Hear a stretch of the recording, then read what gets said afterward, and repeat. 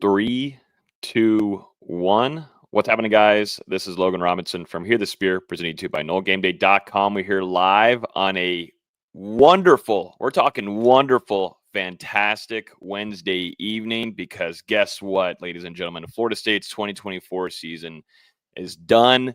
It's a wrap. We buried it on Saturday night. We're not even going to get even last thoughts from Dustin unless he really needs to give his last thoughts on that Florida State loss to UF. But I think everybody coming in, listening, and watching this evening are ready to move on from what Florida State had out there on the field every Saturday. It was not a fun ride. It was ugly. It was not a great experience. And Mike Norvell, talking after the game, owned up to a lot of it.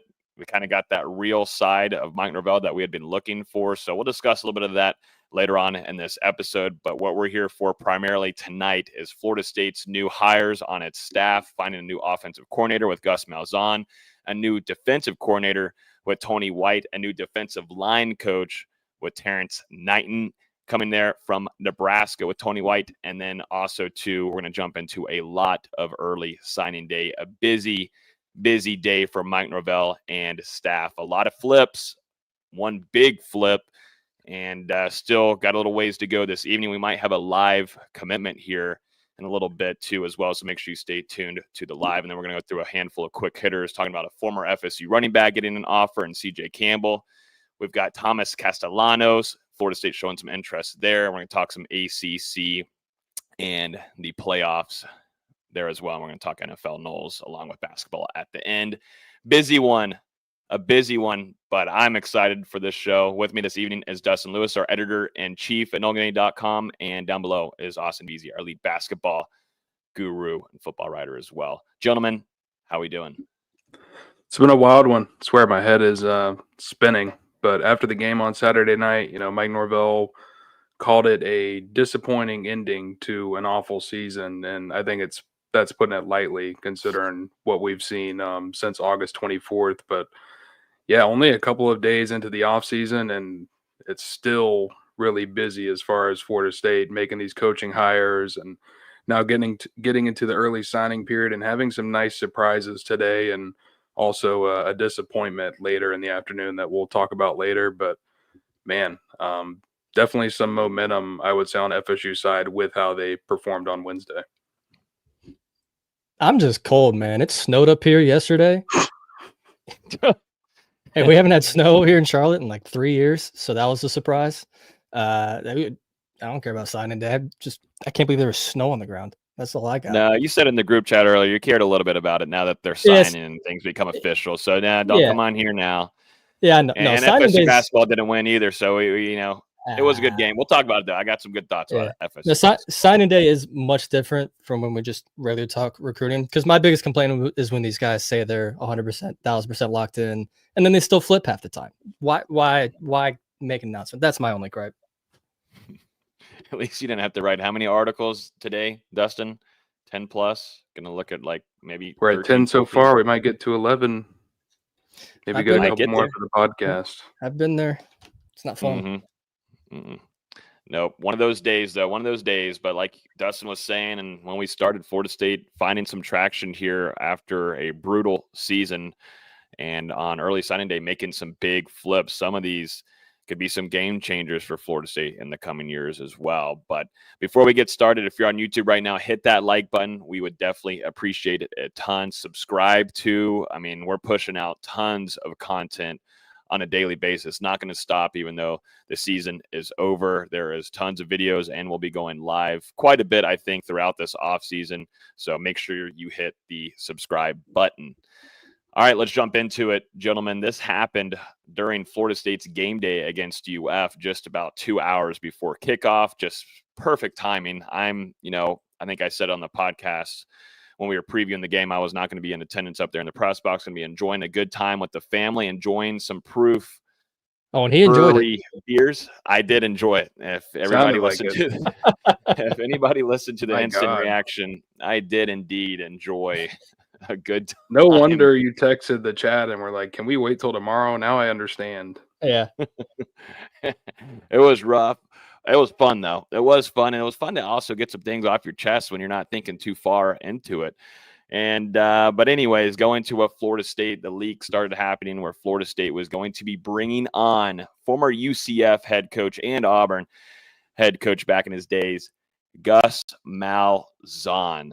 And I thought my dad was pranking me at the tailgate, like Gus Malzahn on FSU's next offensive coordinator. I was like, shut up. Am I actually drinking too much? Am I have already had too many beers? Like, what's going on? And I checked Twitter, and then I'm like, oh, snap. And I'm like, what in the world? You know, this is a name that we weren't really expecting. It wasn't one that was in the tier of what we were talking about throughout the last couple of weeks of who was going to take on that role of not really replacing Alex Atkins as a co-offensive coordinator, but, you know, Florida State and Mike Norvell looking to bring in a new play caller and someone that's going to take the reins of this offense.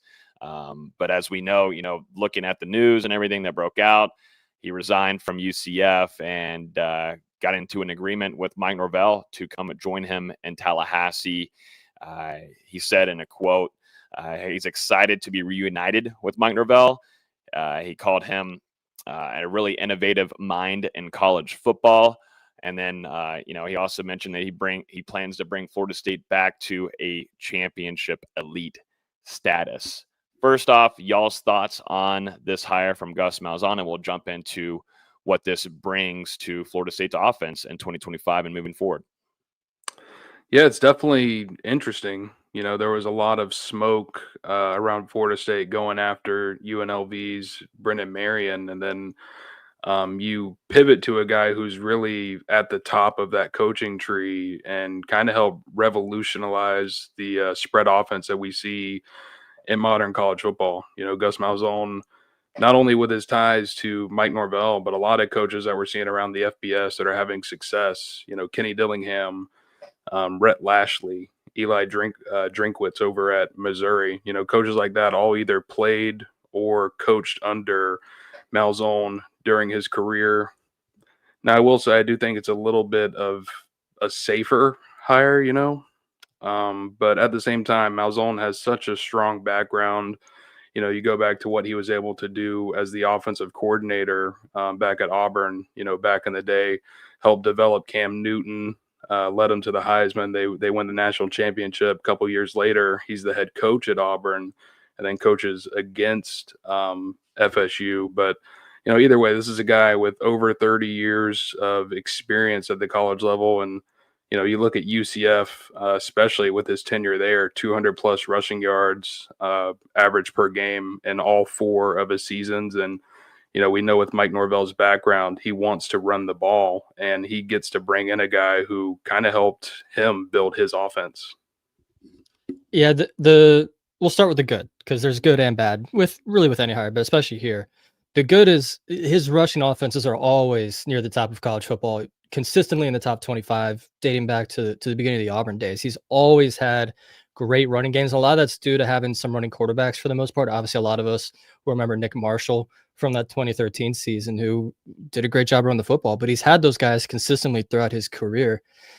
It's really going to depend on who he brings in on his offensive line coach, because obviously we know how bad Florida State's offensive line is, and it needs to be revamped, and you can't run the football without an offensive line. So that's going to be the biggest priority. That's going to be the biggest thing on whether this works out or not. I mentioned this on Saturday.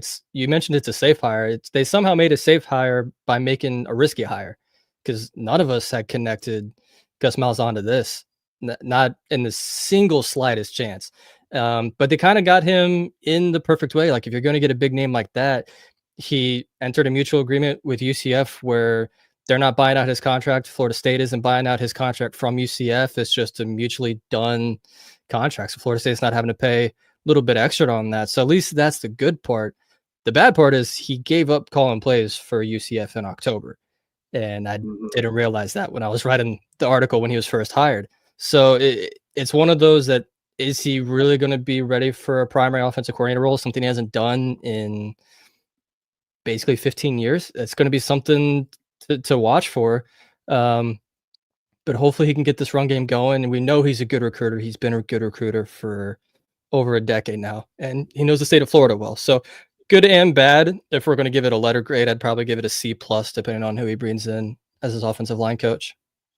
Yeah, and I believe that was actually the second time that he's given up play calling duties. So, you got to hope that with him now focusing on that offensive coordinator role instead of being the entire head coach of the program, hopefully that will lead to some success, because he did have some good years at Auburn. I know it didn't necessarily end well. And, the first 2 seasons at UCF are pretty good, helped that program transition to the Power Four level. And he's got a pretty strong background as a recruiter as well. So, I think you've seen it, some of these guys hopping on board since that hire. And, we've seen Gus Malzahn involved in some of these recruiting conversations already. I think it's one where Florida State, they're definitely drawing some respect for bringing him in. Mm-hmm. I think the biggest thing for me is what comes with them. What's going to be joining him at the offensive line coach duties, and then also what they might do with the quarterback position. Because what you have is right now you've got Luke and you've got Brock Glenn, but you're most likely directed towards bringing in a veteran quarterback that, looking at Gus's background, more of a dual threat kind of guy, can do things on the ground and also can get you on air with explosive plays. And that's been his past during his coaching time. He's produced 16 times of 5,000 total yards in a season, and also 8 seasons with 6,000 yards. I mean, his background and having explosive plays, but also just making you have to work for it on the ground. It's something that you hope that Florida State can utilize nicely, just because of Florida State's running back room. And it's just got to be a big change with the offensive line. How can that fit? What can Malzahn do for the most part? And the recruiting front, transfer portal now, more than important side of things, of getting guys that have already polished, some guys that have already showed new experience, have already produced elsewhere. There's things that have to come in with Gus that have to help me feel better about this hire. And then too, like you were pointing to, VZ, him lending off the play calling duties. And, there was some talk about what this role would look like for Gus. It's not like where, Mike is, in my opinion, going to continue calling plays. This is now fully on the rest of Gus Malzahn now moving forward. And you don't bring in a guy, and it's going to be costly, like both of these two coordinators. It's very costly. I think it goes to show, too, what the administration thinks of Mike Norvell, backing him and willing to put in a lot of funds behind Mike Norvell. But hopefully with that, you're also adding in a good chunk of change for some transfers to come in and help us, specifically at the offensive line, if you're going to try to find something successful like Gus has been able to do previously with his offenses.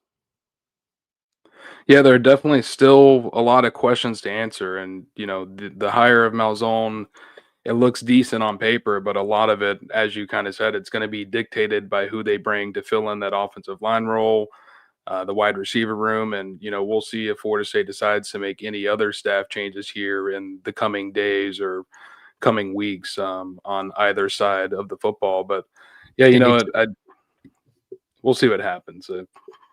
It's likely there will be some more changes in Tallahassee, but I think the most likely fit on paper would be Malzahn bringing Herb Hand with him from UCF, obviously a veteran offensive line coach, and they've worked together for the last couple of years and at 2 other programs prior. So, that would make sense. But at the same time, we see how Florida State, the reports came out with Tony White being announced, and then shortly after that, all the Terrence Knighton stuff started breaking, and you didn't really have that same kind of run with the Herb Hand news after Malzahn, who's now already officially announced. So I do wonder if maybe they're looking at a different option to bring in for the offensive line coach, but it's going to be something that we continue to follow here. And the strange thing is possibly looking at offensive, or not offense, but as a bigger role potentially. Sorry to interrupt, but that might be something that might be slowing down some things there. If Florida State was, the first choice going after Herb Hand, there might be some other opportunities for him potentially, and he's doing his own due diligence potentially. Go ahead, VZ. Oh, I thought you were just asking a question for D'Lo to answer. I was going to say this strangely isn't this strangely isn't the first head coach we've seen step down to be an offensive coordinator elsewhere, because we saw Chip Kelly step down from UCLA last year to be Ohio State's offensive coordinator, and that had mixed results this year. I mean, they just put up 10 points on Michigan, who does have a good defense, but you can't. It's 10 points in a game that you kind of had to win. So it's one of those game of the year. Yeah, biggest game of the year. Ryan Day's already under a lot of pressure to win that game, and he still can't win that game. Is this just one of those where the game's starting to pass by some of these older, innovative offensive minds that we've seen in the past, like the Gus Malzahns and the Chip Kellys and whoever else you want to throw in from yesteryear? Yeah, and I think too, if you're thinking about the whole college football landscape, head coaches, all this NIL stuff, and you look at Nick Saban, I think he retired because of it, and I think we're going to see a handful of them more. We'll see if Jimbo Fisher even wants to get back into the realm of head coaching, because he's one of those candidates probably for that West Virginia job that's open currently. But with NIL changing and how much that has changed recruiting, man, I think a lot of these coaches like just going back to the old school.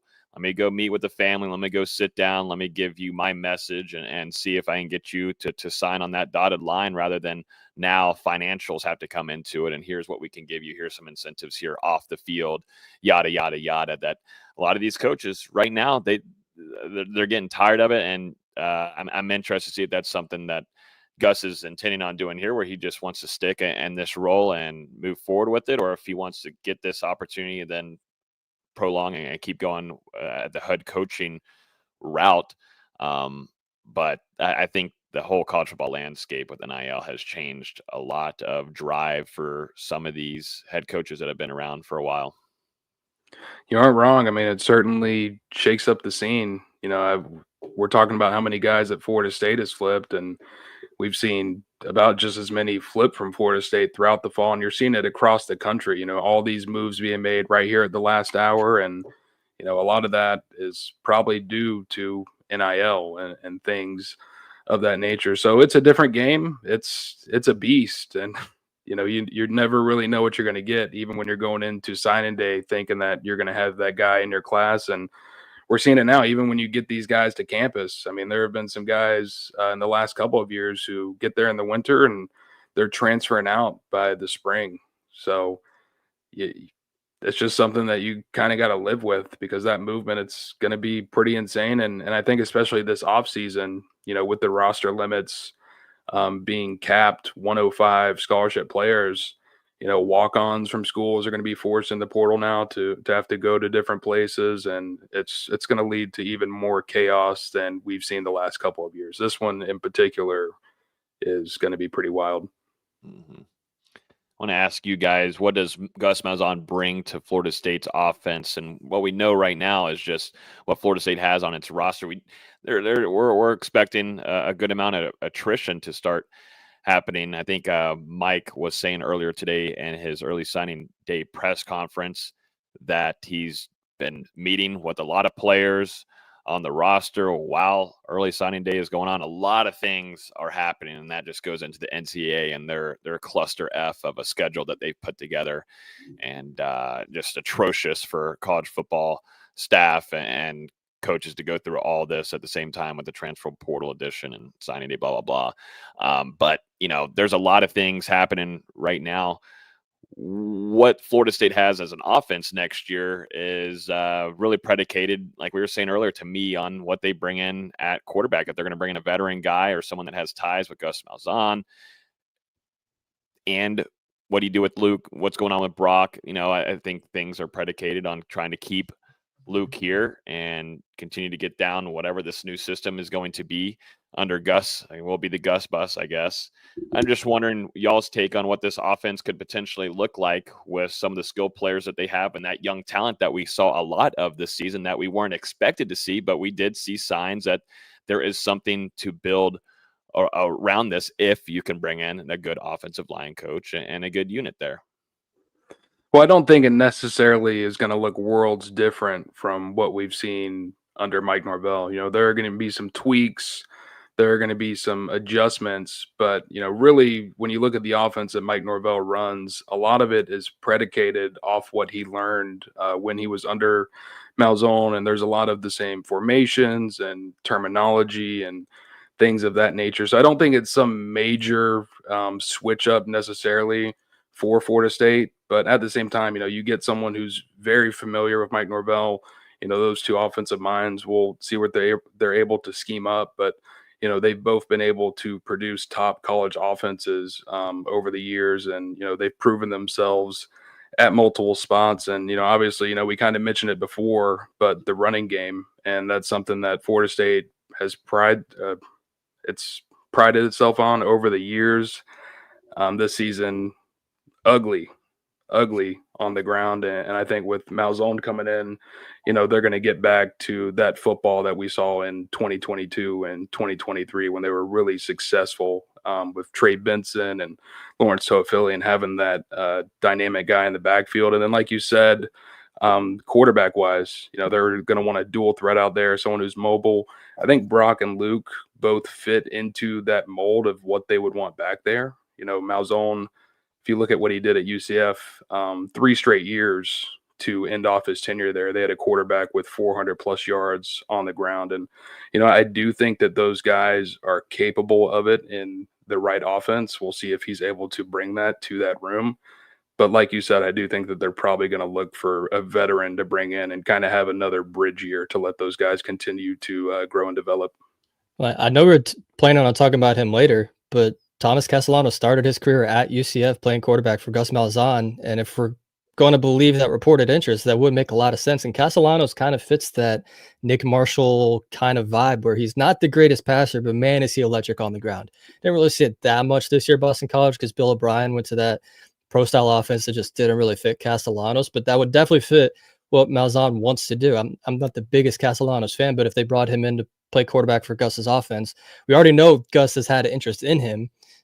Just given that he recruited him to be a quarterback, whereas Florida State wanted him to be a receiver. So there is at least some connections there, but I agree. They're going to have to bring in some quarterback to bridge this gap. They're going to have to probably bring in 5 new starting offensive linemen at the very least 3 or 4. A lot of it's just going to depend on the coaching hires and the players they bring in as far as what the offense is going to look like.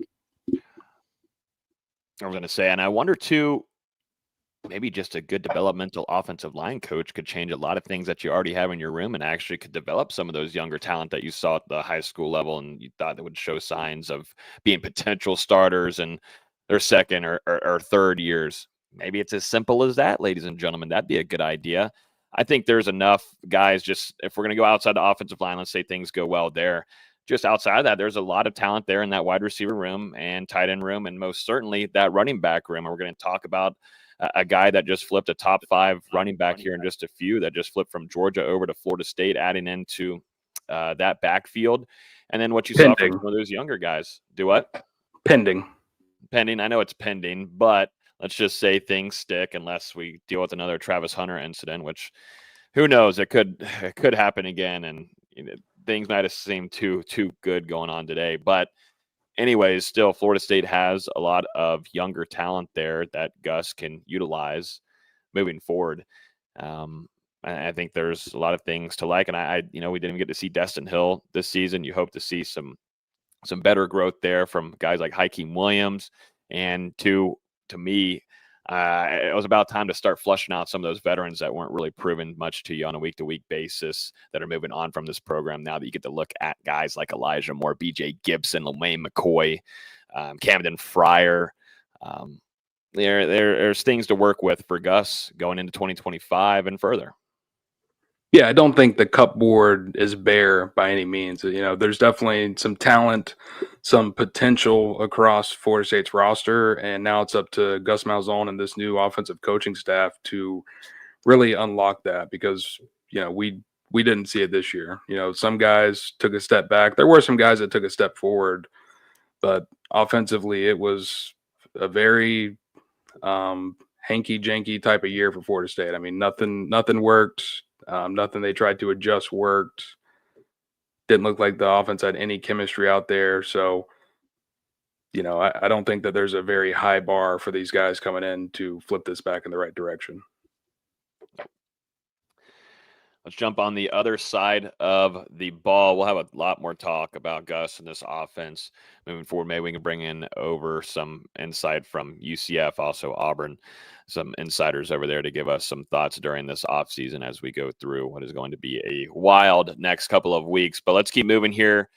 Florida State has found its next defensive coordinator after moving on from Adam Fuller and his tenure at Florida State. Tony White from Nebraska is coming. This name started to show up quite a bit early, a little bit. I think for me, I was like, okay, let me go look up. Let's see what he's been able to do. And I was like, okay, now I understand Florida State finding their new man on the defensive side of the ball. It was Nebraska's play caller through the 2023 and 2024 season, Syracuse in 2020 to 2022, and Arizona State in 2019. Has over 15 years of coaching experience at the FBS level, including stints at UCLA, New Mexico, San Diego State, and Arizona State.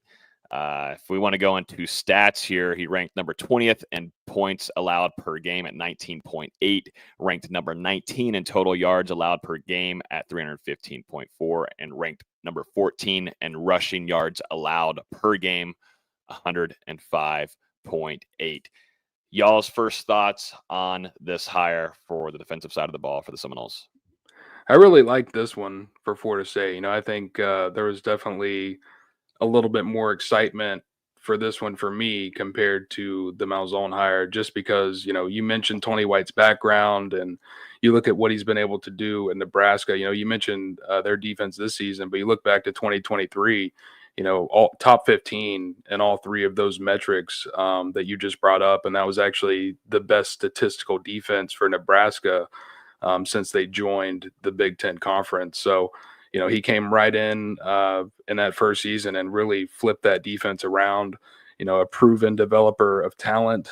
Remains to be seen. He doesn't really have a lot of ties to the Southeast, so it kind of remains to be seen on the recruiting front. But I will say it's a positive thing.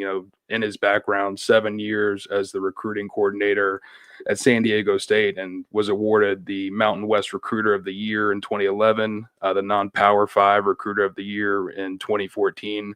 So he does have some accolades like that. Has put some guys in the NFL, and you're going to have a new defensive scheme coming to Tallahassee. It sounds like Tony White. He's got a background in the 3-3-5 that he picked up under veteran coach Rocky Long at San Diego State. So that's going to be a change from the 4-2-5 that we saw under Adam Fuller for, the last half decade. And now Florida State, 3 defensive linemen, 3 linebackers, and 5 defensive backs on the field. So it's going to be fun to kind of dive into that and learn more about that scheme this offseason to kind of see what exactly he's going to be bringing to Tallahassee. But on paper, with what he's done, it looks like it could be productive. Yeah, I agree. Really like the hire. He interviewed for head coaching jobs last year, including at his alma mater at UCLA, and ended up taking a defensive coordinator job elsewhere this year. I think that's big for Florida State. I'm curious to see how much they open up the pocketbook to do that. But no, I think this is a really good hire. But like Dustin said, scheme change is going to be interesting because I don't know if Florida State's personnel really fits a 3-3-5 right now. Granted, things can change so quickly with the transfer portal now that it can flip literally in an offseason. But it hasn't been just a 4-2-5 for the Adam Fuller era. I mean, this is dating back for over a decade for Florida State in a 4-2-5 with, Charles Kelly was mainly a 4-2-5. Jeremy Pruitt was mainly a 4-2-5 in that national championship season. So that's basically all we've seen dating back for 12, 13 years now. And it is going to be a big change for Florida State, but I think it's a necessary one. And Tony White's defenses have always been aggressive. They had some really good games this season, held Colorado to under 300 yards of offense. You mentioned the points per game. Sanders a lot of hits. I'm surprised he survived that game, and they were all over Sanders and had good coverage on Travis Hunter as well. They did. And really, their only big question mark on defense was the secondary. Nebraska just didn't have the talent in the secondary. Florida State's got talent in the secondary. We know they've got talent at corner, and if they can develop some of these, and a coach with Surtain, correct. And if they can develop some of these safeties, that's really all that defense was missing. I think it's going to be a pretty good fit in Tallahassee, and especially within bringing Terrence Knighton along, which I know we'll talk about in a second. I really do think it's a home run hire for Florida State. Yeah, to your point, I think that makes the fit even better because, Nebraska was so strong against the run, but struggled there against the pass. And, we've seen this Florida State defense. They've been decent as far as the secondary, defending against the pass. They were decent this season, and they've been pretty good in years past. And Florida State, they do have some talent there in the cupboard, obviously, and Patrick Surtain with what he's done. Hold on, say that again. Cupboard. Cupboard. Is that what it is? You said it earlier. I'm like, did he just say cupboard? It's cupboard. Cupboard. Well, cupboard. They got some talent in the room. And Patrick Surtain, 2 years in Tallahassee, we've seen what he's been able to do development-wise so far. I think with those two together, that's really going to help this new era of the Florida State defense. You might need to have to messing me up. So you might need to. Is it really not cupboard? No. Cupboard. Yeah. But I've said it that way too. But you got to blend it together. Cupboard. Yeah. It's a blender one. It is spelled. It is spelled cupboard, but you don't put the hard. Yeah. Anyways, we're off track already. But yeah, I mean, to me, $1.6 million he was getting paid for at Nebraska. Like I was saying earlier, Florida State putting a lot of money behind Mike Norvell and these assistants, and it goes to show too. I think a lot of us, at least us on here, maybe we're looking for some coaches like Brendan Marion that, yes, he's at the UNLV level, but as a coordinator going up to this, it would be an upgrade for sure and promotion there. But both of these hires coming from high tier levels from where they were in their past. I know, Gus coming from UCF, but we know his background across the college football landscape and his time at Auburn, being there in that 2013 national championship against Florida State, but putting a lot of money behind these guys, gentlemen. And I think with White coming in, what he brings with him is really intriguing, not only just at the coaching level too, but in that transfer portal, which Florida State is going to get very busy in here shortly.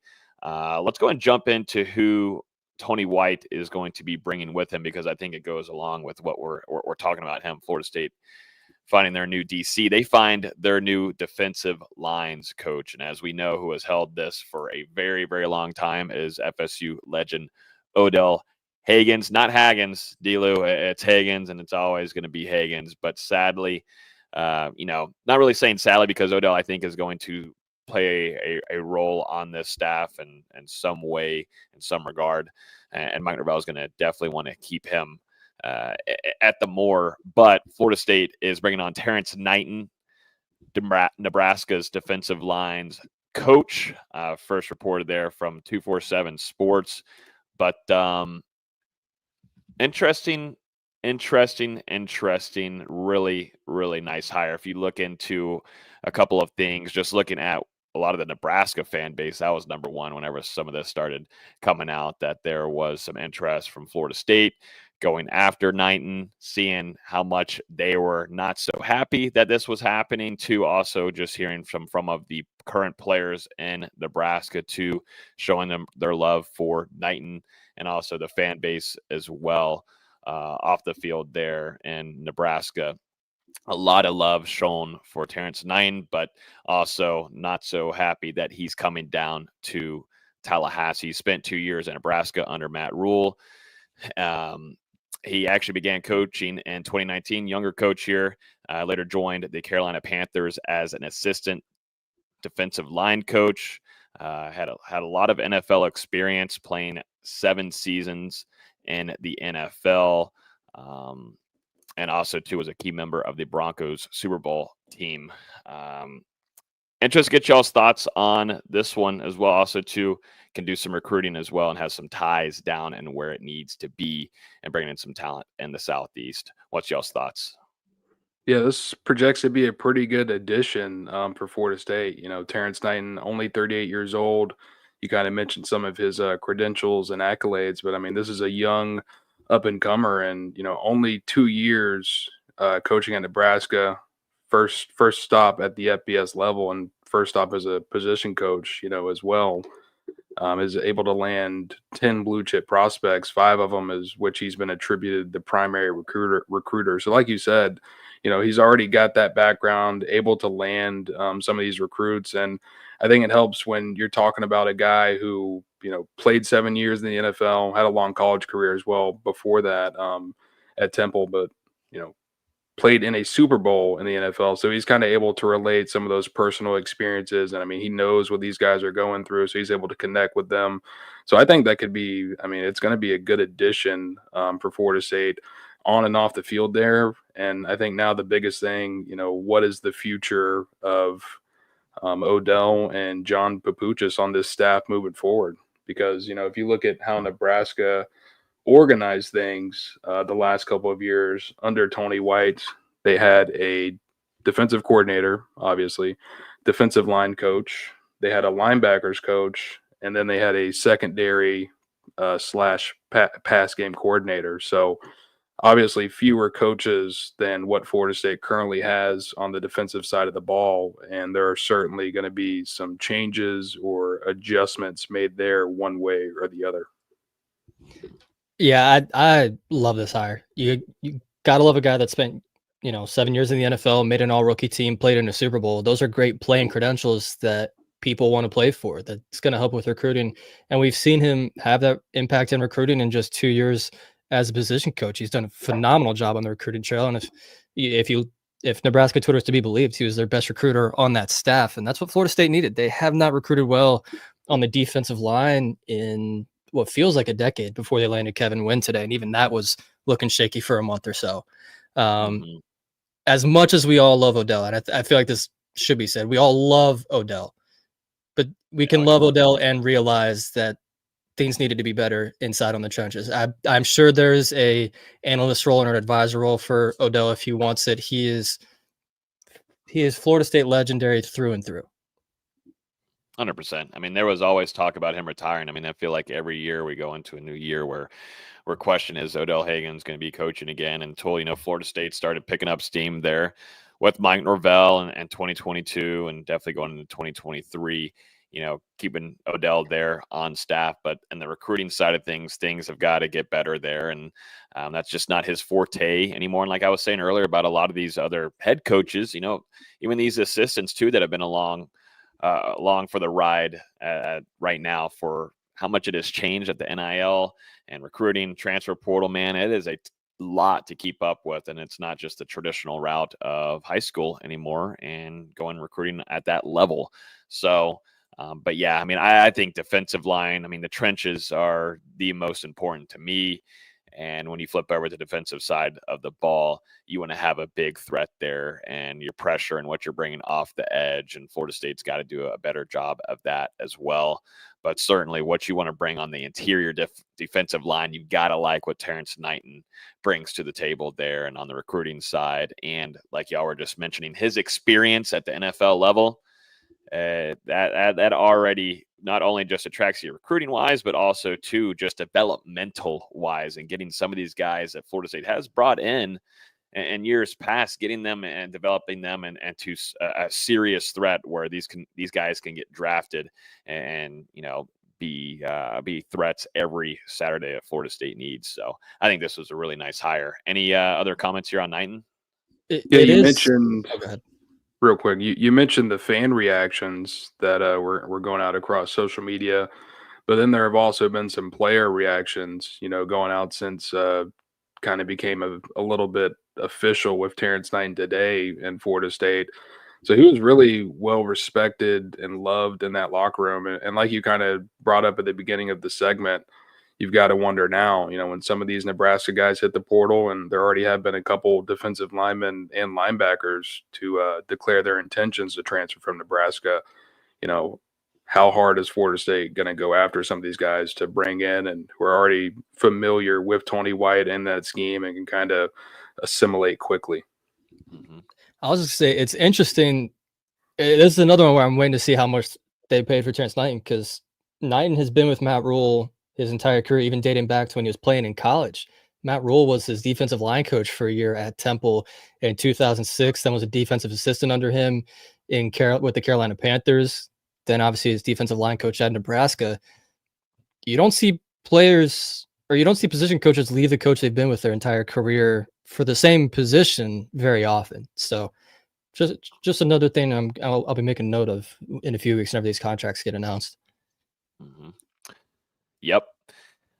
Let's keep it moving, baby. I mean, we're going to have a ton more to comment on these hires and expected to see quite a bit more, just from also Florida State moving on from current coaches and then to what they're going to be bringing in to replace some guys that, still waiting on to what Florida State's going to do at the offensive line, wide receivers. Like I said, we'll see what happens too with some of those guys that are still on staff. Let's jump into early signing day, gentlemen. And we're going to start with the running back that Florida State flipped, a top 5 running back that, like we were saying earlier, hasn't there's no signing there, but a commitment was made. A commitment was made from top 5 running back Usman Kroma. He rushed for 152 times, 1,200, almost 1,300 yards last season and 15 touchdowns. He had 7 games of 100 yards this last season. 6 foot, 205 pounds, ranked as the number 4th running back in the 2025 class per 247 Sports. But taking him away potentially from Kirby Smart and the Georgia Bulldogs, but seems like it's not fully done yet, and the Georgia's and Kirby's still fighting for this one.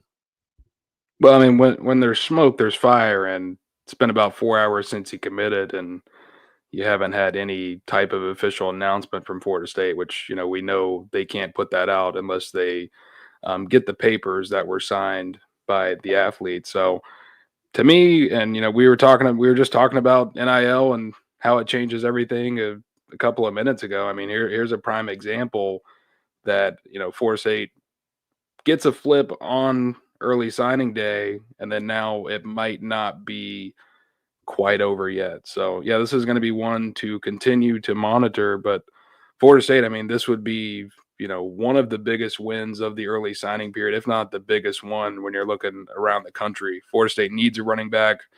Lost Byron Lewis to a flip to the Florida Gators a little bit ago. And you look at Kroma, I mean, he's an even better prospect than Lewis was. I mean, really one of the best in the country. And this is a guy where Florida State has a long-standing relationship dating back a couple of years. Mike Norvell has been involved with this one from the beginning, and, it looks good a couple of hours ago. We'll see if FSU is able to finish this one out. But, I mean, you even saw whenever he announced that original decision, Cam Davis, a guy who was close with Kroma growing up, he put something out on social media, a picture from back when they were both kids, and talking about how he was excited to play with him in Tallahassee. So, I mean, you've got to hope that Florida State can get this one done. Lawrence Toafili moving on. Not really sure at this point as far as some other guys in the room. Roy Dell Williams has another year of eligibility. So does Keziah Holmes. So we'll see what happens. But Florida State, they could use a guy like that in their backfield, and it would give you a nice stable of young guys when you're talking about Singleton, Cam Davis, and Mekhi Danzy. Mm-hmm. Yeah, and you match that too with what you're bringing in with Gus Malzahn's offense. You feel very strong about what that young kid can do. And as we were saying, we'll keep an eye on this, see if things become official. But most certainly, the Bulldogs and Kirby Smart are trying their hardest to get rid of that flip and keep him up there in Athens. But a really special running back, looking at some of his film earlier today. He's a stud. He would fit well and what Florida State's trying to do offensively. And like you said too, Dustin, this is an upgrade from what they lost going to the Gators with Byron Lewis, like a big time upgrade. So we'll keep a close eye on that one, and we'll be interested to see. We might have a longer night ahead, D-Lou. Hopefully you got some caffeine still around. I know you probably used it all earlier today. I've used every substance I can get my hands on. Whoa. Okay. But yeah, it would be huge for Florida State. The early signing period lasts until Friday, so you never know how these things could go. It could draw out a little bit longer, and I mean, there are some guys who are supposed to make decisions later in the early signing period anyway that could wind up signing with Florida State. So not only with this, but with a couple of other situations as well. I think there's going to be some stuff to monitor over the next 2 days. And, also, we haven't gotten to it yet, but 4-star wide receiver Javon Boggs announced that he was flipping from UCF to Florida State earlier today, around the same time that Chroma did, if I'm remembering it correctly. Like I said, it's been a whirlwind of a day, but I think it was in that same half-hour period.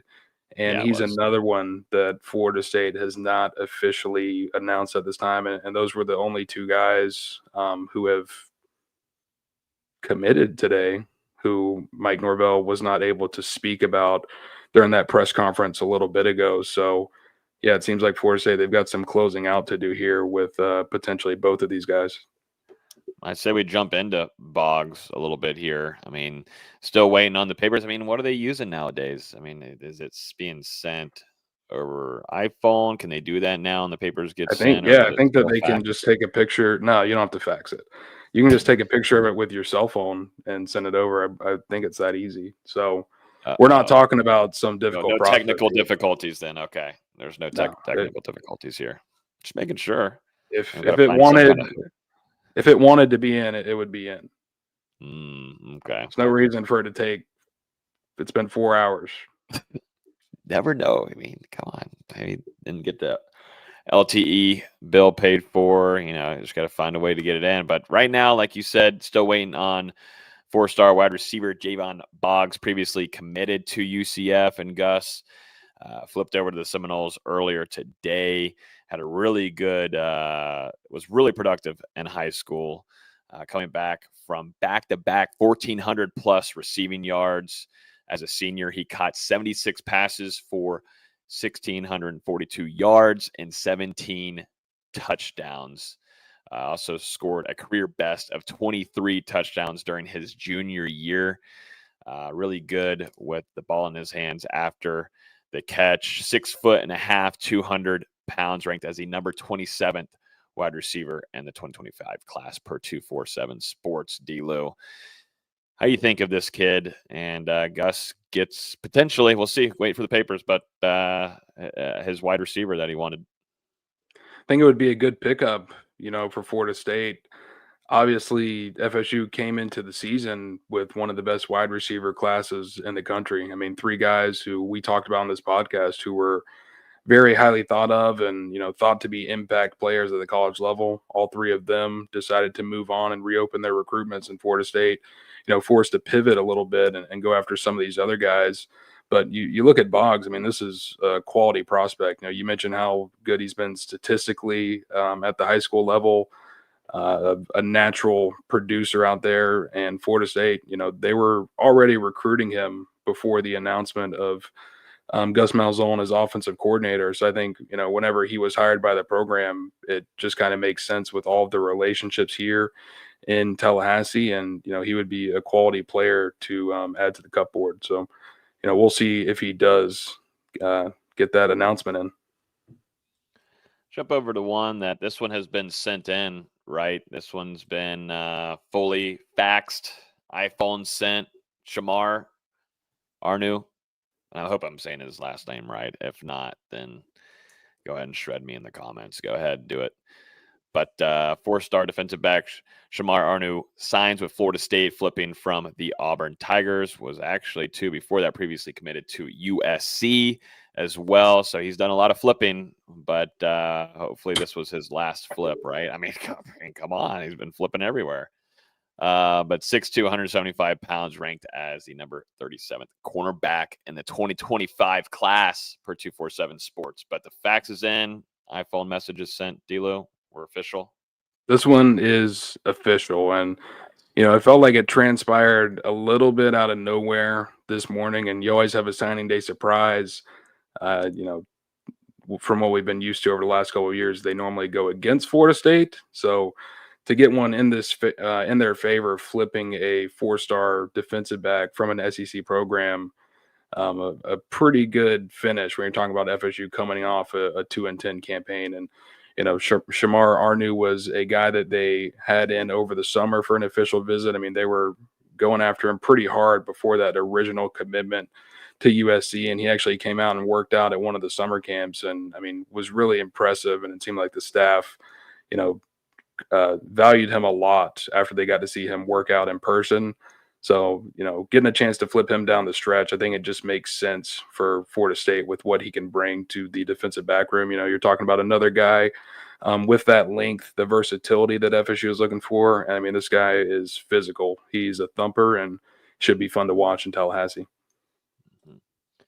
Let's keep moving here. One that I am really excited about, Florida State able to hold on to this one with Kevin Wynn, top 15 defensive lineman in the 2025 class, 4-star, was actually getting approached by a lot of SEC programs, and not even SEC programs, but a lot of schools across the country. Like you were saying, VZ kind of got close there a little bit. Things got a little tough for Florida State to hold on to him. But he's coming off of a senior season where he totaled 62 tackles, 24 tackles for loss, 7 sacks, 1 forced fumble, 1 interception, and 3 blocked field goals. 6'2", 320 pounds, ranked as the number 14th defensive lineman and 59th ranked overall prospect in the 2025 class per 247 Sports. This is a really nice, not really, they already had him, but a hold here on what Florida State bringing in Terrence Knighton, matching that kind of cat up with him. You got to love what you have there. And this guy likes to wreak havoc in the defensive line room. You're looking at me weird here, Dustin. Did something bad happen or something good happen here? I'm not even looking at you. I'm trying to hear this announcement. Oh, something's happening. Something's happening here. I thought it was good or bad. I'm seeing comments too. I got over here. Solomon Thomas went to FSU. Then you're looking at me like all wild like that. I'm like, what is going on? This is going to be a wild live for us here. But a really nice, I think, grab/keep here with Kevin Wynn. And Florida State needs that man, that offensive tackle room more than anything.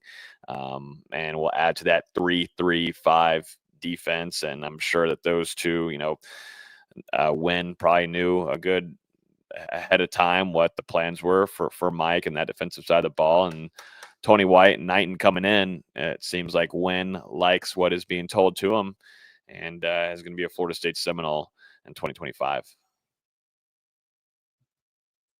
Dustin's still waiting, so I'm gonna keep moving here.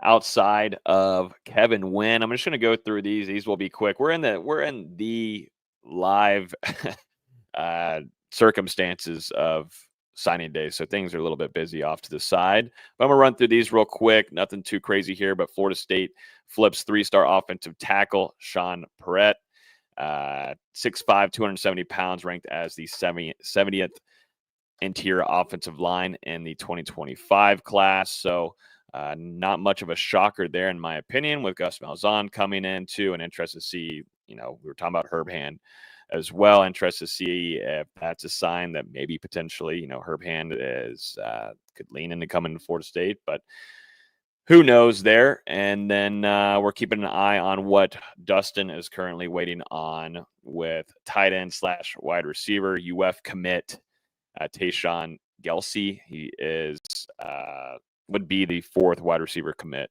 for Florida State in this class. 6'4", 215 pounds, but Florida State leaning and looking at him more as kind of a tight end for the Seminoles, but interested to see if they can get a flip there. But that's what Dustin is currently on watch for as we wrap up signing day stuff. We'll probably go through a list. The flip is complete.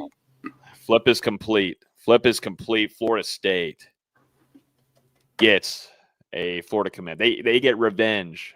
They get revenge. And you're not saying flip complete of the running back going back from Florida State. No. I'm talking about Tayshawn Gelsey at the moment. Just announced his commitment to Florida State, flipping over from Florida. FSU, really didn't get into the picture for this one until October. Hosted him for an official visit over the weekend. He was there in the stands to watch Florida take down FSU. But, regardless, goes ahead and decides to make this flip. Seems like he's listed as a tight end by most of these recruiting services. but he's going to probably play wide receiver in Tallahassee. So, I mean, I think it says a lot about him.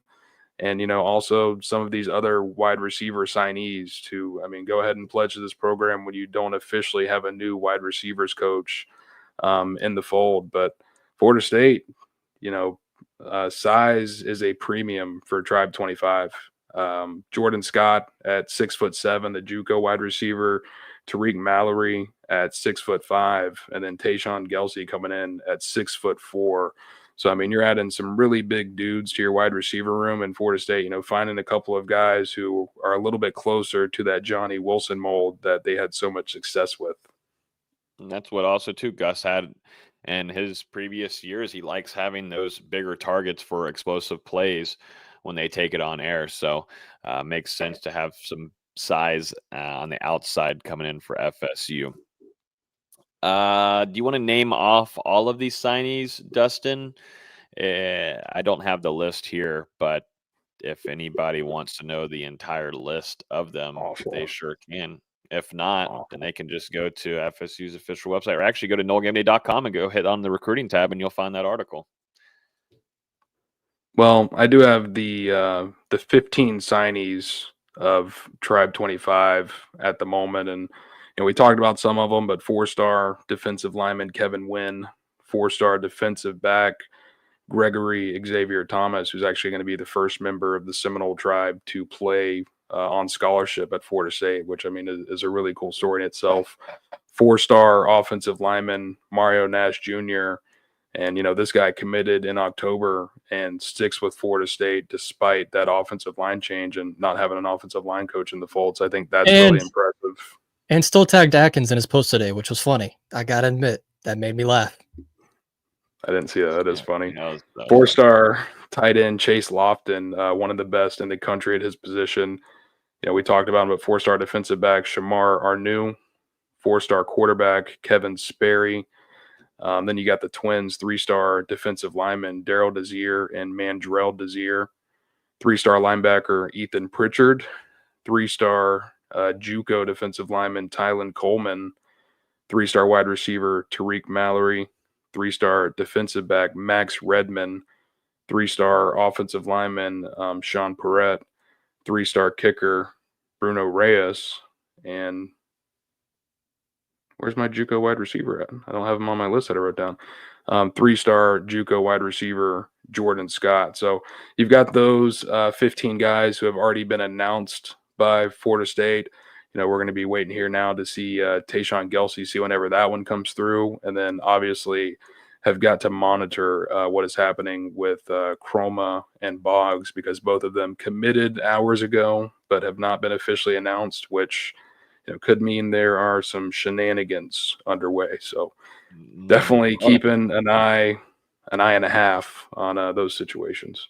You knew it was going to be too good to be true for us to have a nice, relaxed, and really good signing day for Florida State. Come on, there's got to be a little bit of excitement here, and it's going to be a later night than we thought it would be. So here we go. FSU fans are used to it, though. So buckle up, ladies and gentlemen. Yeah. And I will say, there are a couple of other names to keep an eye out for Florida State over the coming days. 4-star defensive end Jesse Harold recently decommitted from LSU. He was in Tallahassee for an OV over the weekend and seems kind of, up in the air if he's going to sign during the early signing period or not. So that'll be one to monitor.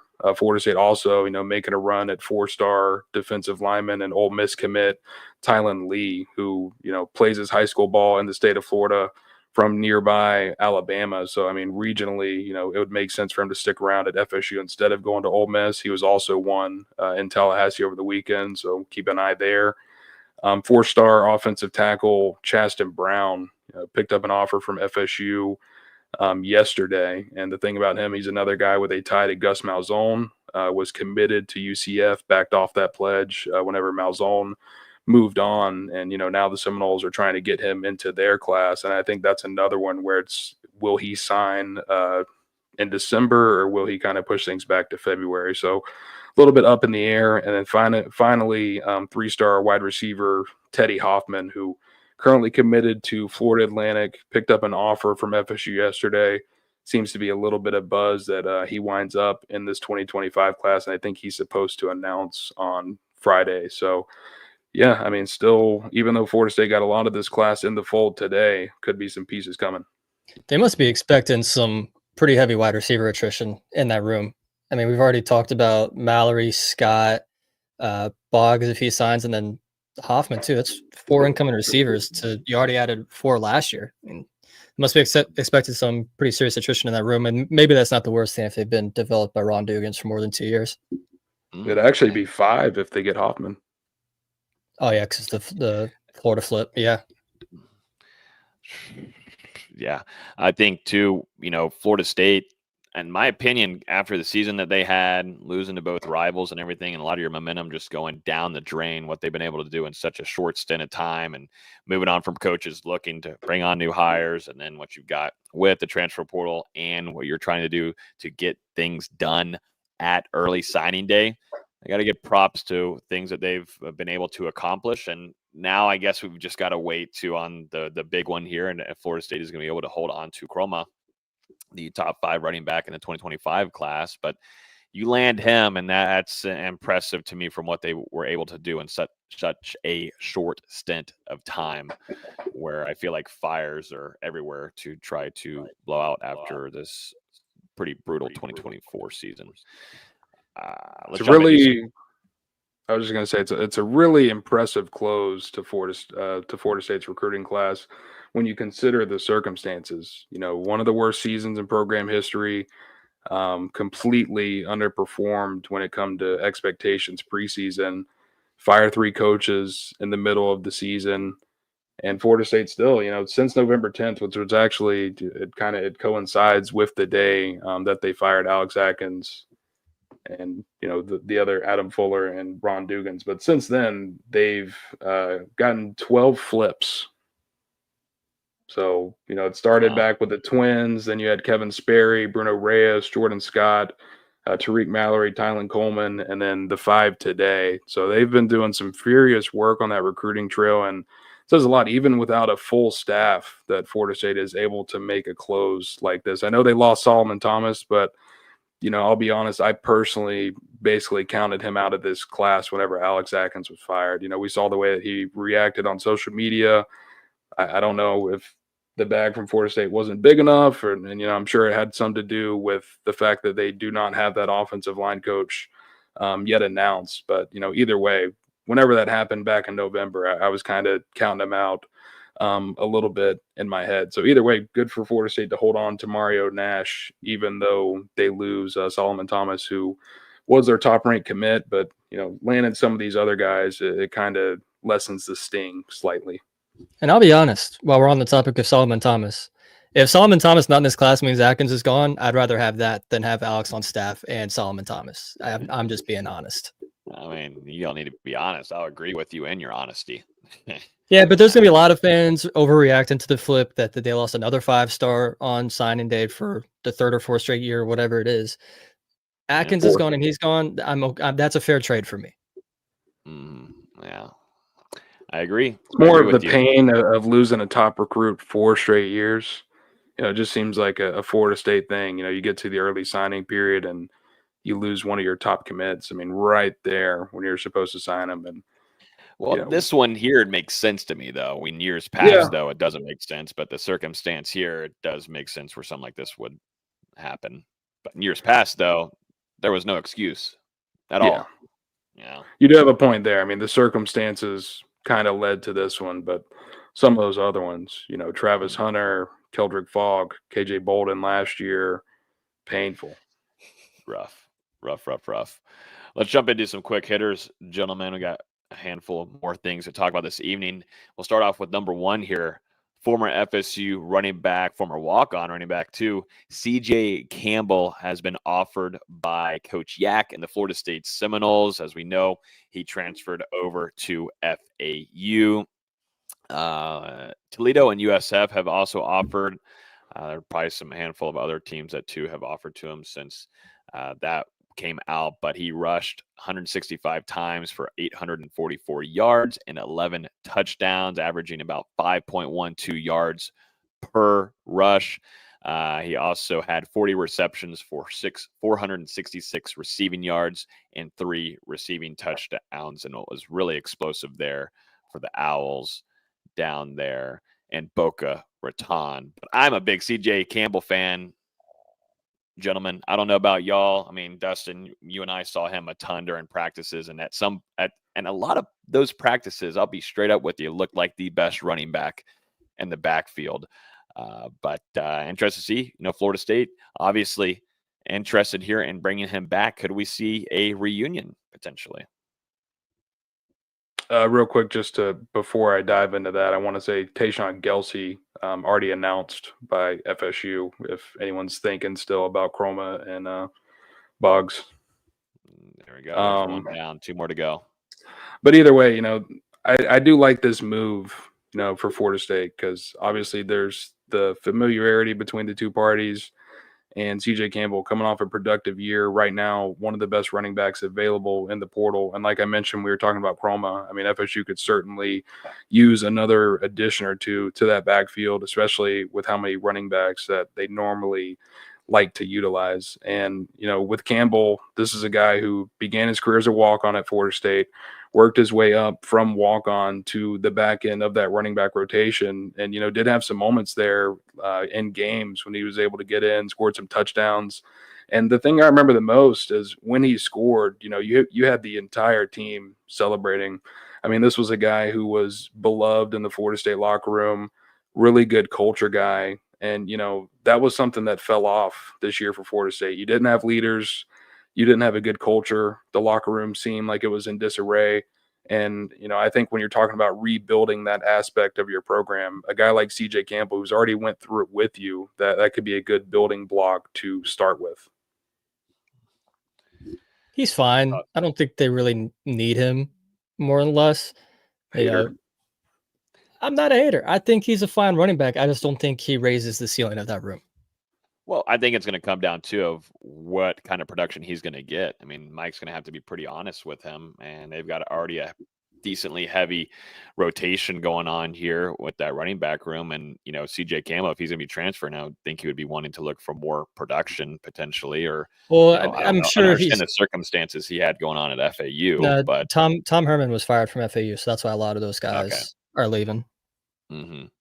But still, I guess at the end of the day, though, and he's got to know, if you're getting offered from FSU and Mike, and how he just knows that situation and how that system is, where you're going to be sharing a lot of carries.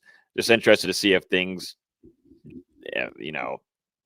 he left Florida State for a reason, to most likely try to be that RB1, that standalone running back potentially. Interested to see, if he would be willing or wanting to come back and play behind or play with, multiple running backs that he had to do previously at Florida State. Just really up to what he's going to do there, and also to who's going to offer him, which, all I have listed here right now are some smaller schools like USF and Toledo.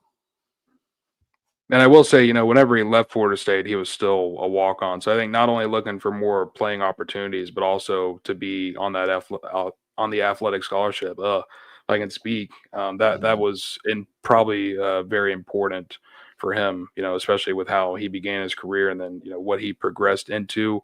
And he really showcased some parts of his game that he didn't have the opportunity to do so in Tallahassee. And he's better than he was when he was at Florida State. So it would be interesting to see him come back and compete in that running back room. I think at the very least, he's someone who has a role in the rotation. But, like I was talking about before, the even bigger aspect to me is to get him in that locker room. And, he's someone that can help Florida State get that good culture back that they had the last couple of years. Because, in the end, that's going to be as important as having talent on your team, is those guys in the locker room, the team chemistry, the cohesion. And FSU is missing that this year. They need those gel players, those guys that can, keep everything together. Yeah, there needs to be some lift. And I don't think Mike has, lost the locker room. I haven't heard any of that type of situation, but you do need to find leaders. There was a loss in leadership throughout this entire team, and I think too, just a lot of heads down, need to put those chins up, and CJ Campbell does that, and like you were saying, Dustin has a lot of ties and good relationships with those players, and yeah, I think would just overall just really be a good locker room guy, and I still think as a really talented running back that fits what Mike likes to do offensively, and I think would fit what Gus is bringing in as an offensive play caller and as a receiving threat as well. You're losing Lawrence to a Philly, and yeah, you got some shoes to fill moving forward as pass catcher in the backfield. And he had a good year catching the ball. He did. Yeah, I mean, I got to saw a lot of highlights just because, keeping up to date and following him on social media. But yeah, he was a really explosive player for FAU this last season down south. Another explosive player here we're going to discuss is Thomas Castellanos. Adam Gorney of Rivals and Yahoo says that Thomas Castellanos, Florida State has reached out to him. There's interest there. We talked about him a little while ago, actually. Florida State, would there be any kind of interest there after he hit the transfer portal? And sure enough, the Seminoles are, and you were mentioning him earlier in the show, BZ, so interested to get your thoughts more on this. But as we know, previously signed with Gus Malzahn in 2022 to play quarterback. In 2023, though, over there at Boston College, he was the first player in the Eagles program to record 2,000 plus passing yards and 1,000 rushing yards in a single season. He's an explosive player. He's an explosive player. He's a guy that, if you're an FSU fan, you remember what he's done and the kind of production that he put on Florida State's defenses the last few years. But interested to get y'all's take on this player because you match that in with Gus. There's a relationship there, and Florida State looking for a veteran quarterback to bring in. Those two things start to align a little bit because Florida State previously, Mike Norvell only offered him as was it a wide receiver? I think it was running back, but I mean, either way, athlete. Yeah, kind of that mix hybrid role. So they had Mike Norvell interested in him in that position, but not quarterback. But Gus, now coming in as Florida State's offensive coordinator, offered him to be at that quarterback position. So what are y'all's thoughts on this? Yeah, I mean, you've got the relationships on both sides. And, like you said, Gus recruited him to be a quarterback at UCF. Mike recruited him during his high school days. So you've got those relationships there on Florida State's side here.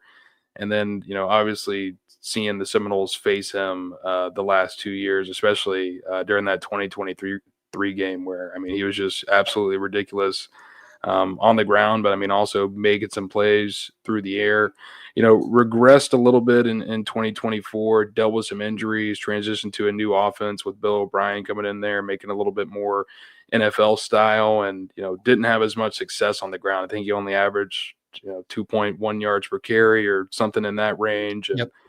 I will say his passing efficiency looked better on paper, but with the way that people talked about it, seemed like during the game that he was still struggling as a passer. And, this is also a guy with 1 season of eligibility remaining. So, right now, Castellanos is one of the top quarterbacks to declare for the portal, but I do think there are going to be some other options to open up. And, I think with the relationships here, it just makes sense for Florida State to do their due diligence. But I don't know, if Thomas Castellanos would ultimately be the guy that they bring into that room. We'll see how it shakes out. I think that there's going to be multiple guys that they kind of evaluate, and we'll see if they do end up going with Castellanos. Yeah, we'll see. Like I said, about an hour ago, I'm not the hugest fan of him, but I would understand the fit in Malzahn's offense. And we're seeing a bunch of talented quarterbacks hit the portal over these last 24, 48 hours. Miller Moss entered the portal from USC. Jackson Arnold entered the portal from Oklahoma. I believe Connor Weigman, however you say it, is in the portal from Texas A&M. So there's a lot of talented quarterbacks already in the portal, and there'll be more to come over the next week or two. So this is just the beginning. I don't expect, Florida State's first option to be their last option. And we'll see what happens because they do need at least a 1-year stopgap. Yep, I agree. Not another DJU? No, Oh, okay. no, thank you. Just checking in. Just checking in. I want to bring this up real quick before we move on to some Week 13 NFL Noles. The ACC making themselves look like fools once again, and nothing new there. No matter what, year by year, they like to do stupid things, and what they did last night and what they're doing right now is putting their full backing into, of course, SMU, but Miami and Clemson trying to get in as many ACC teams as they can. But where'd that go last year when Florida State had an undefeated regular season and Mr. Phillips here wasn't saying jack shit? Nobody was saying anything from the ACC side trying to back Mike Norvell and the season that they put together, but made sure to put out a tweet. They're putting out all kinds of graphics saying the ACC is a multi-bid league. Putting in SMU, they're undeniably in. Or, of course, now Miami, they earned an in, as their graphic says, because And they're out. Yeah, and they're out. But saying that they had the best offense in the nation, plus a 10-2 record, and then just small parentheses, 2 losses by a combined 9 points. And then there for Clemson, ACC championship game win equals top 4 conference champions. So that should deserve that. Dabo Swinney and the Clemson Tigers should be in the college football playoff. And if they win the championship, they are automatically in. So at least that part makes sense. I do think SMU should be in no matter what. I know Ward Manuel was talking about, they're not necessarily locked in. They could drop out if they lose. To me, that's foolish. They shouldn't get punished for playing in a championship game. To me, SMU should be in. But I am laughing at Miami. Oh, I was laughing for an hour straight last night, seeing them the first spot out. It just felt like perfect karma. They laughed at us. We get to laugh at them. I don't care how bad we were this year. I just wanted to laugh after a bad football season, and I got a good laugh. I will say I didn't even know the ACC had a graphics department, and they put out that nice spread for the college football playoff show last night, talking about the 3 ACC teams that have a shot. And all I remember for FSU last year was a 2-sentence, statement. After, not even before, after the results came out, they didn't say anything beforehand. No, there was none of that. I mean, and Clemson's 2-2. Mm-hmm. I mean, I don't know. It's the ACC, man. It's just crazy to me, and it felt so bad for Jim Phillips to hand over that trophy to Mike Norvell. Good news. Sorry to interrupt you, but hey, we're here for good news. FSU just announced 4-star wide receiver Javon Boggs has signed, so he is in. And at this point, we are just waiting on Chroma. Waiting on Chroma, baby. It's going to be a fun last couple hours of Wednesday. I would not be shocked if this just goes a few more days just to amp it up and make it a little bit more fun, because it can never just not be stressful. But yeah, ACC, man, just being idiots, being annoying. They never did anything for FSU last year before, really didn't do anything, like you were saying, after Florida State got snubbed and Alabama took their spot there at the number 4 slot. But it just fathoms me how idiotic this conference is, and there's a reason why Florida State wants to go out. Doesn't help that they had an awful season this year, but no matter what a just ugly conference this is, and it's just wild to me. That's like a full-on presidential campaign that the ACC is putting out there to make sure that these other teams, I just don't think this would have happened for Florida State, to be honest with you. Just got something against them, and the one that had been carrying their whole entire conference till last 6-7 years. It's also why I'm rooting for Clemson in the ACC championship. Let the lawsuit boys on the other side get a win too. Let them prove the point that Florida State and Clemson do carry this conference, even when Florida State has a down year. SMU, great season, great story. I need Clemson to win. This is the only time in my life I will root for Clemson too. I hate Clemson, but I need them to win this one. Let's jump into Week 13 NFL Noles. Not too crazy here, except for a wild roller coaster of a ride with Jameis Winston on Monday Night Football. I mean, what else do you expect, man? I mean, absolute showing that just keeps you entertained and you just can't stop watching your TV. But yeah, insane game there. I'll just throw up his stat line 34 of 58 for 497 passing yards and 4 passing touchdowns for the Cleveland Browns. He had a huge touchdown pass, 80-yard bomb in that game. I think too, Jerry Jeudy and him, man, they're finding a special. They're finding a special connection. But you left out the other half of the Jameis experience with the 3 interceptions and 2 pick sixes. We got the entire experience on Monday. I'm just getting started. Don't worry, we're going through the fun stuff before we go down that steep fall on that roller coaster. It's Jameis literally is Harvey Dent from The Dark Knight. He has a coin. One side's perfect, the other side is burnt. That's literally him, and you never know what you're going to get on any given play. And it is hysterical to watch him play. It really is. There's nothing like it. I mean, there's nothing like Jameis Winston, and man, that was the most Jameis game that I've ever seen. You know, balling out, the 4 touchdowns, hitting deep bombs, like you said, Logan, set the Cleveland Brown franchise record for passing yards in a single game, almost getting to that 500-yard mark. It was also actually a career high for him, you know, in his decade in the NFL. But then you also have the 2 pick sixes that ultimately, you know, doom Cleveland in their effort to beat Denver on the road. And honestly, I mean, that's just been Jameis his whole career. You know, he makes some big plays, but then also, you know, you have some of these unfortunate errors as well. But I think that's just what's so fun to watch him play, because like you guys have it's kind of like a roller coaster ride. I mean, you never know what you're going to get when you're out there.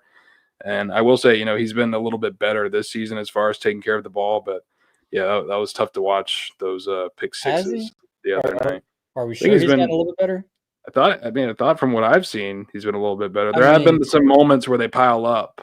He's played in 5 games. He's played 5 games and has 7 interceptions. So, well, that's pretty good. You know, for that's a good. That's we're at the right rate we need to be at right there. That's perfect. Stat line right there, just where we want to have him. Yeah, facing his former coach with Sean Payton as well. Sure. And those two spend a lot of time after the game as well. You know, Sean Payton have a really close relationship there. Also, should have started him earlier there in New Orleans. There's a reason why I'm blocked on Twitter from Sean Payton, because I tweeted him every Sunday that he should be Payton starting. Sucks anyways. Yeah, I can't. I'm not a big fan of Sean Payton. That's why I was really pulling for pulling for the Cleveland Browns, which I don't ever usually do, but I was pulling for them to get that win against Sean Payton. And, you know, it was just a slugfest. Just going back and forth with big shots being taken from both quarterbacks, and Bo Nix and Jameis Winston, but full-on entertainment nonetheless, as we should always expect. And to that Cleveland Browns organization, I know, yeah, got some interception, blah, blah, but still, you actually have an offense that's putting up points. If the Cleveland Browns could have a damn defense and not allow 41 points to a rookie quarterback, then again, they didn't allow 14 points. They allowed 27.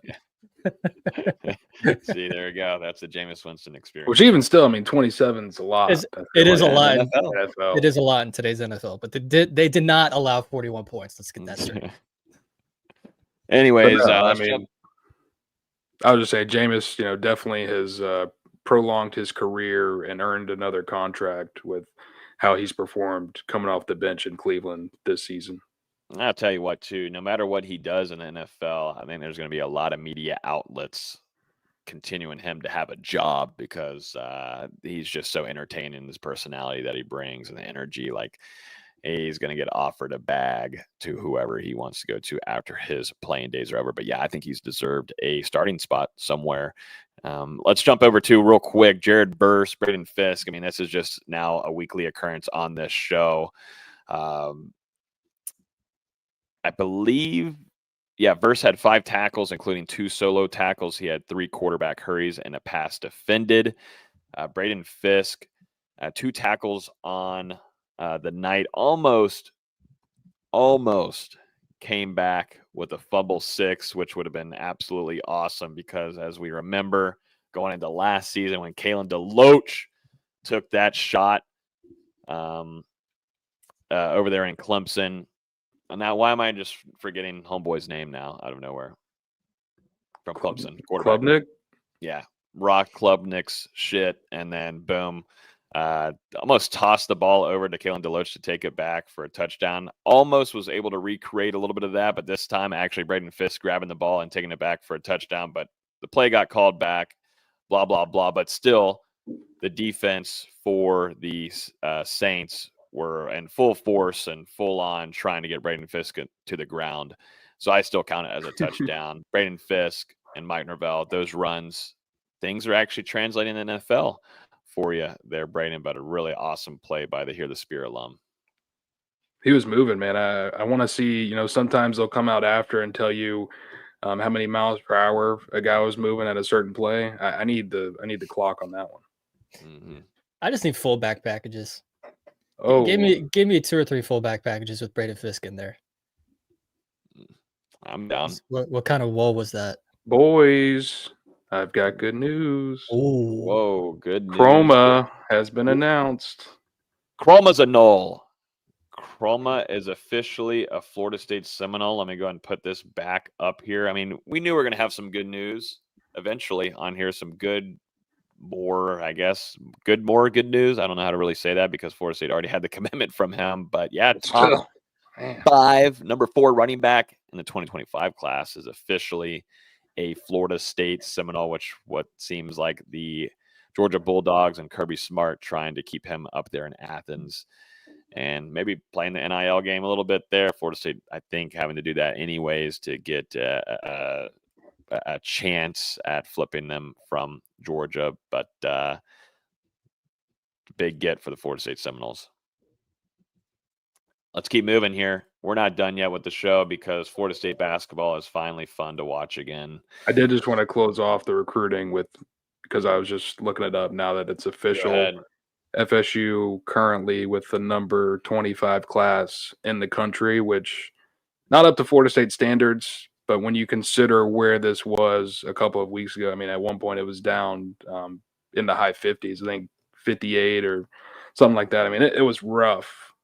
This is definitely a notable close for the Seminoles, and we'll see if they're able to pick up some of those other names that we mentioned in these coming days and maybe jump up into that top 20. Let's finish it off, VZ, with some Florida State basketball. And like I was saying just a second ago, Florida State basketball is fun to watch again. I was watching them last night. It was the first game I was actually fully able to watch and stay tuned into. And my first couple things, number 1, this team plays hard.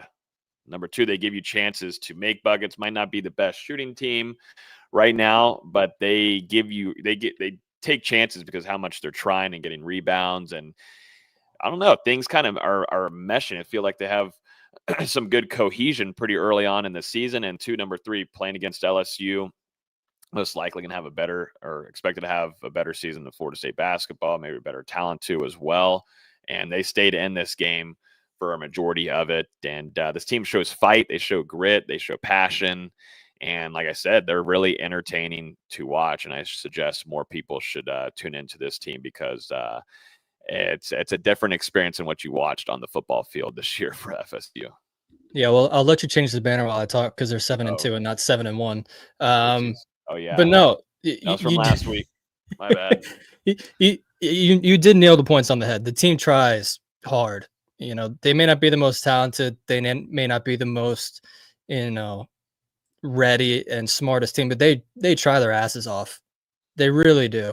And when they're not making the baskets, they're at least fighting on defense. And the second half kind of got away from them a little bit last night against LSU. LSU made a few tough shots, and I thought Florida State kind of got a tough whistle there at times, especially Chandler Jackson, who could have had a few turnovers. But this team relies on forcing turnovers, and that just didn't happen in the second half last night. Only 4 turnovers, I believe. And then LSU shot like 16 of 28 in the second half. That's just tough to play with. But Malik Ewan is incredible. He is so much fun to watch. He had 17 points and 17 rebounds in that game last night. I could not tell you the last time Florida State had someone with 17 rebounds. I tried looking. I couldn't find it. I know it's happened in the past because obviously guys like Dave Cowens had like 35 rebounds in a game. But I don't know that anyone's ever had that many rebounds under Coach Hamilton. Maybe Bernard James did in the late 2000s, early 2010s, but you don't see Florida State guys put up rebounds like that. And he really is fun to watch. Special footwork, special passing for a center. And, Florida State got unlucky because they got a bad Jameer Watkins game, who really did not play well. I think that early double technical foul kind of threw him off his game a little bit, and he really never settled back in the game after that. But I also didn't go into that game expecting Florida State to win. If you read my preview, I had LSU winning and covering. Florida State has never played well on the road in non-conference games. I went back and looked. If you take Florida out of the equation in non-conference road games, Leonard Hamilton, I think, was like 5-19 or something. I forget the exact number, 5-16 maybe it was. And 4 of those wins came before 2005. It's just 1 win since then. And it was a game I was at while working for the team at Rutgers. So it's not something that happens often, winning on the road in non-conference games. It just doesn't happen often. But I think moving forward, I still feel fine about where this team is. Saturday is going to be a tough test on the road at NC State, a game I'll be at. Really looking forward to seeing this team in person for the first time. And I was telling you guys, I could not tell you the last time I was excited about going to a Florida State basketball game. You guys have seen me in, like, when we're talking after the game, like, oh my God, I got to go to Clemson this week or Wake Forest or whatever. I'm actually really looking forward to this game and seeing how this team performs in person. Yeah, I mean, even though they came up short, you kind of talked about it, but I mean, they play hard, they hustle, and I mean, you're getting a ton of effort out there from these guys. And I think that was something that in some losses in the past and teams in the past couple of years, that's been a quality that they've kind of lacked. You're never going to have a night, I don't think, where this team comes up and really, I mean, fights their asses off. And, they might be out-talented at some points, but I think they'll be able to sneak up on some teams with how hard they play for 40 minutes. And, you kind of also said it, but Jameer Watkins, he's not going to play that bad in very many games. And still, I mean, Florida State, they had the lead for a while in this one, and they had a shot there still late in the game. And I think it's also important to remember, so many new pieces on this team and guys playing different roles. And this was their first true road game of the season. So, I mean, still a learning experience for Florida State. And it's important to continue to build that chemistry. And you're going to need it for that conference opener on Saturday night, but especially as they get deeper into ACC play. And while we're talking about the ACC being embarrassing, the ACC got embarrassed last night. It was the start of the ACC challenge. It wasn't just FSU losing. Everybody lost, right? Everybody except Clemson. The goal for the ACC SEC challenge is the first conference to 9 wins the challenge. There were 10 games played on Tuesday night, and the SEC won 9 of them. They locked up the challenge on the first night. That never happens. And that's kind of just what the ACC's been the last few years, where they're just not the same conference that they were in the 2000s and early 2010s. They've fallen off a lot because of that TV contract money starting to finally catch up, and the SEC is starting to reinvest heavily in their basketball programs.